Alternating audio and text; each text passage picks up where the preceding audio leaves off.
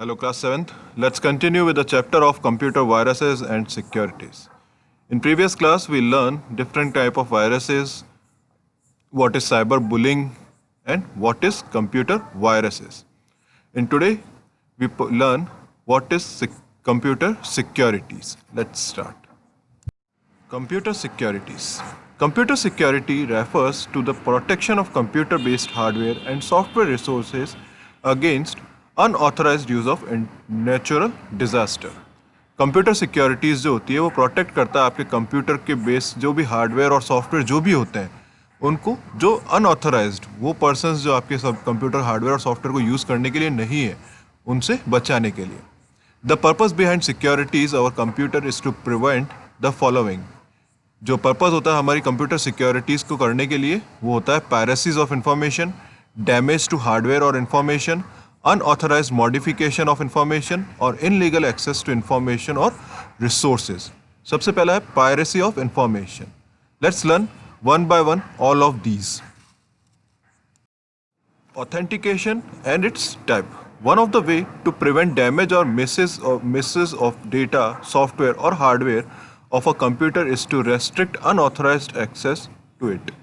अगर आपको किसी भी तरह के डैमेज से बचना है, चाहे वो आपका डेटा हो, सॉफ्टवेयर हो, हार्डवेयर हो, किसी भी चीज़ के तरीके के डेटा से बचना है तो आप उनको बिल्कुल ही रोक दो, रेस्ट्रिक्ट कर दो उनको.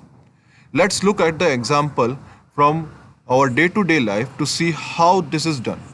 Advik's mother want to go to local grocery. Can she leave to door open when she go out? इसको एक एग्जाम्पल से समझते हैं जो हमारे रूटीन में होता है. अद्विक की मदर है जो बाहर जाना चाहती है लोकल ग्रोसरी मार्केट तक. क्या वो अपने घर का दरवाजा ओपन ही छोड़ के चली जाए? What is if somebody enters and rob the house? क्या होगा अगर वो ओपन करके चली जाए और कोई उसके घर के अंदर चला जाए और उसके घर को लूट ले? To prevent such a situation she lock it to restrict the entry of any outsider. इस चीज़ को रोकने के लिए वो क्या करती है, अपने घर के बाहर लॉक करके जाती है. The door can how be open only by family members who have the house की.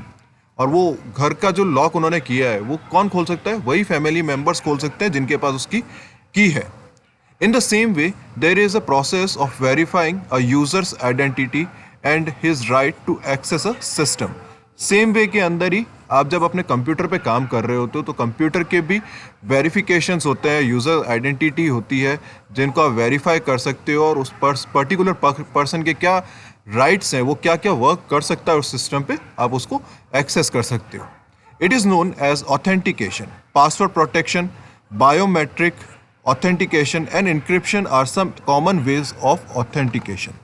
इस चीज़ को हम ऑथेंटिकेशन कहते हैं. अब चाहे उसको आप पासवर्ड प्रोटेक्शन कर दो, बायोमेट्रिक ऑथेंटिकेशन कर दो, encrypted some common ways of encryption कर दो, कोई ऐसी बात दे दो जो घर वालों को ही पता हो, बाहर किसी को नहीं पता हो, जिससे वो उसको एक्सेस कर सकते हो. तो ये चीज़ ऑथेंटिकेशंस कहलाती है. हम ये सब चीज़ें हम लोग डे टू डे लाइफ के अंदर भी अपने रूटीन लाइफ में करते हैं, प्लस हम उसको कंप्यूटर्स पर भी कर सकते हैं ताकि हमारा जो डेटा है हम उसको प्रिवेंट करके रख सकें, हम उसको बचा के रख सकें और जो भी वर्क है उसका हम उसको ईजीली सिर्फ उन्हीं को शेयर कर सकें जो इसका ऑथेंटिकेट पर्सन है. Password protection. Password protection is the most common method of authentication. In this method, all automatic authenticate user are given username and password. Password protection जो होता है वो एक बहुत ही कॉमन ऑथेंटिकेशन मेथड है. इसके अंदर हर एक यूज़र को अलग अलग यूज़र नेम और पासवर्ड प्रोवाइड किया जाता है. और password is usually a series of alphabetic characters, alpha numeric characters. Password जो होता है वो सीरीज होता है अल्फ़ा न्यूमेरिक कैरेक्टर्स का. The users use their unique combination of username and password to log in. और जो यूज़र होता है वो उस यूनिक कॉम्बिनेशन को जो उसका यूज़र नेम और पासवर्ड है उस यूनिक कॉम्बिनेशन को यूज़ करके उसमें लॉग इन कर सकता है. This is known as log in. Once they have finish their work they can exit the system by logging out. आप इसको हम लॉग इन कहते हैं. जब हम यूज़र नेम और पासवर्ड इंसर्ट करते हैं तो हम उसको लॉग इन कहते हैं. और जब आपका काम कंप्लीट हो जाता है, आप अपना वर्क कंप्लीट कर देते हो, तब आप उस सिस्टम से बाहर आ सकते हो उसको लॉगिंग आउट करके. तो पासवर्ड प्रोटेक्शन एक कॉमन मेथड है जिसको यूज़ करके हम सिक्योरिटीज़ को प्रोटेक्ट कर सकते हैं हमारी. Password protection is used an authentication mechanism to gain access to personal computer, electronic mailbox, online banking service and a wide variety of other systems. Password protections जो है वो एक ऑथेंटिकेशन मैकेनिज्म है जिससे आप बहुत सारी चीज़ें कर सकते हो. अपने पर्सनल कंप्यूटर को एक्सेस कर सकते हो, इलेक्ट्रॉनिक मेल को एक्सेस कर सकते हो, ऑनलाइन बैंकिंग को एक्सेस कर सकते हो और भी जो भी हम लोग वर्क करते हैं ऑनलाइन या कंप्यूटर के थ्रू उसको पासवर्ड प्रोटेक्टेड करके एक्सेस कर सकते हो. For security reason, it is advisable to change one's password from time to time.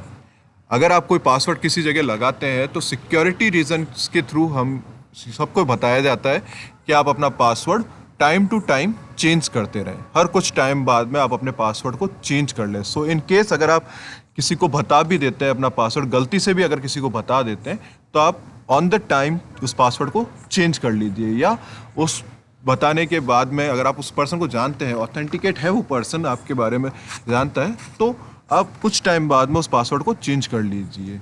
Okay. Biometric authentication. In biometric authentication, a person is verified by means of his or her unique biometrical or physical characteristics. The most common authentication method are listed below. Biometric authentication जो होता है उसके अंदर जो भी person होता है वो उसके यूनिक बायोलॉजिकल और फिजिकल कैरेक्टरिस्टिक से ही पहचाना जाता है. वो किसी यूज़र नेम आईडी पासवर्ड से नहीं पहचाना जाता. वो उसी के कोई शरीर के अंग के थ्रू, रेटिना हो सकता है, थंब इम्प्रेशन हो सकता है, फिंगर स्कैनर हो सकता है या कोई और चीज़ जिसके थ्रू उसको आप स्कैन करके एक्सेस कर सकते हो, तो वो आप बायोमेट्रिक ऑथेंटिकेशन में यूज़ कर सकते हो. उसमें कुछ कॉमन मेथड्स हैं जिसका फर्स्ट है fingerprint recognization. Here a user's fingerprint is used to identify and authenticate him or her. यहाँ पर एक यूज़र का फिंगरप्रिंट जो होता है वो उसको आइडेंटिफाई करता है. A fingerprint sensor is used to create a wall well as captures the digital image of a fingerprint. Fingerprint sensor जो होता है वो एक वेल क्रिएट करता है, कैप्चर करता है आपके फिंगरप्रिंट की डिजिटल इमेज को. This image is compared to the stored image of a verified fingerprint, and if both these prints match, access it's granted. आपने जो फर्स्ट टाइम जब आप फिंगरप्रिंट का बायोमेट्रिक फिंगरप्रिंट का स्कैनर देते हैं तब वो उसकी एक इमेज क्रिएट करके अपने पास में रख लेता है. एंड जब आप उसको बाद में कभी यूज़ करते हैं तो वो उन दोनों इमेजेस को मैच करता है और मैच करने पर अगर वो दोनों सही होगी तो ही आपका वो चीज़ ओपन कर सकता है, अदरवाइज़ वो ओपन नहीं करेगा.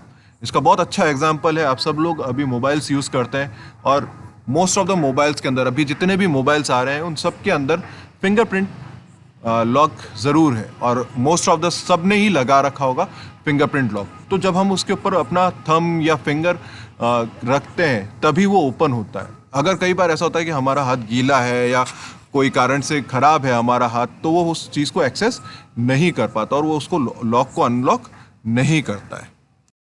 The next one is voice recognition.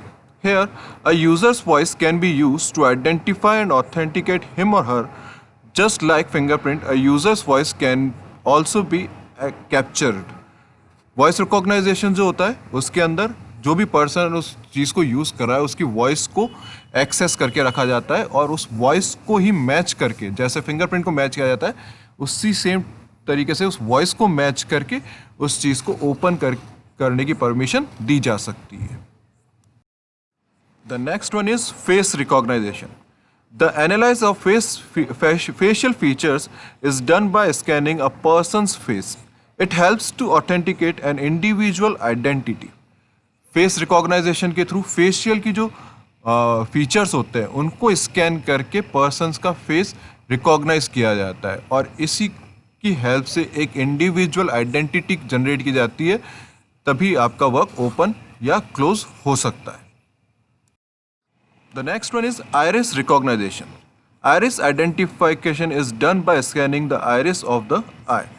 Iris identification के थ्रू आपकी जो आँख होती है, आँख के बीच में जो ब्लैक डॉट होता है और उसके आसपास का जो एरिया होता है उसको आइरिस बोलता है और उसको रिकॉग्नाइज करके स्कैनिंग किया जाता है. It's recognized is one of the best way of authentication in high risk situation. ये बेस्ट ऑथेंटिकेशन है क्योंकि आप फिंगरप्रिंट का डुप्लीकेट बना सकते हैं, आप पासवर्ड पता कर सकते हैं, आप सेम वॉइस के अंदर बोल सकते हैं, फेस मास्क सेम बना के आप उसको ओपन कर सकते हैं। बट रेटिना या आइरिस आप किसी भी सिचुएशन में डुप्लीकेट नहीं बना सकते। तो अगर कहीं पर बहुत ज़्यादा हाई रिस्क होती है, हाई रिस्क की सिचुएशंस होती है, वहाँ पर आइरिस रिकॉग्नाइजेशंस का ही यूज़ किया जाता है, ताकि उसको वॉल्ट को या जो भी आप हार्डवेयर है, सिस्टम है, कंप्यूटर है, उसको सेव करके रखा जा सके। So today we see some of the methods for computer securities like password protections and biometric identification. In next class we will learn some more computer securities benefits. Thank you.